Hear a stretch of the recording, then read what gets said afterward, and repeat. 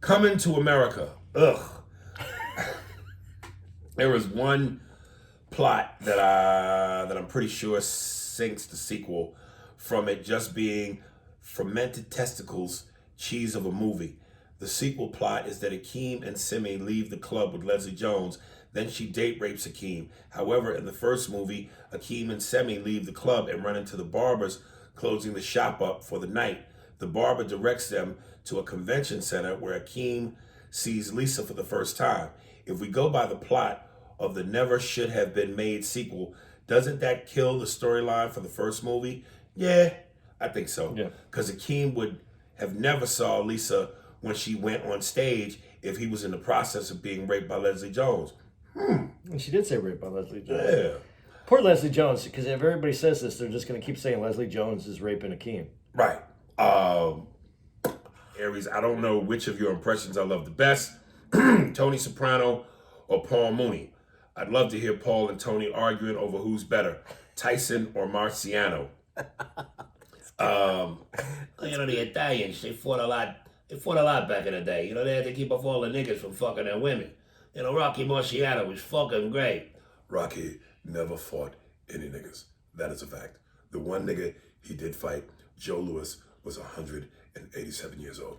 You Italian wop motherfuckers, kill me. To be continued. Yeah, you fucking right. They should teach slavery. And if they're teaching it honestly, it's no harsher than the letter. Even harsher, the realities of it. So if you're going to teach it, slavery, and you're going to teach it honestly, and the reality of that honesty, well, then what difference does it make with the letter? Well, and this is what my point is. I think that all the curriculum should be adjusted to the age group of the kids so that they can understand and work through it together. But I don't think that I would teach the way that I would teach the American history to a 12-year-old or to a high school student would be the same that I would teach it to a 6-year-old, just like we don't teach them at home.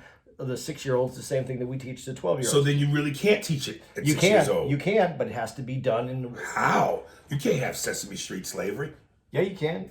Yeah, you can. You can acknowledge that it occurred. How many lashes on the black slave's back? 1, 2, 3 lashes. Do you know when he said about us disagreeing, and this is the thing that I think needs to be said more than anything that came out of this, and people need to understand this. If you guys listened to the episodes last week and you listened to our Friday episode, and you heard our Wednesday episode first, and then our Thursday episode, and then you heard our Friday episode. Wednesday and Thursday were recorded immediately after the Friday episode. Right. It was out of order. So we had a conversation that was heated, that we didn't agree on, and that we moved on, and then we recorded the next 2 episodes. And when I say immediately, it was about pushing the button, getting something to drink, and going back to what we were doing.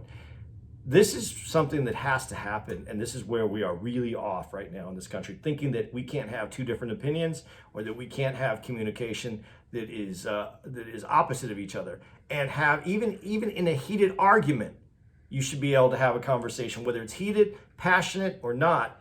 People have to be able to disagree and then come together and try to work out their differences. That's what's happening right. Instead, now you just cancel somebody. I don't like their opinion, and they're done.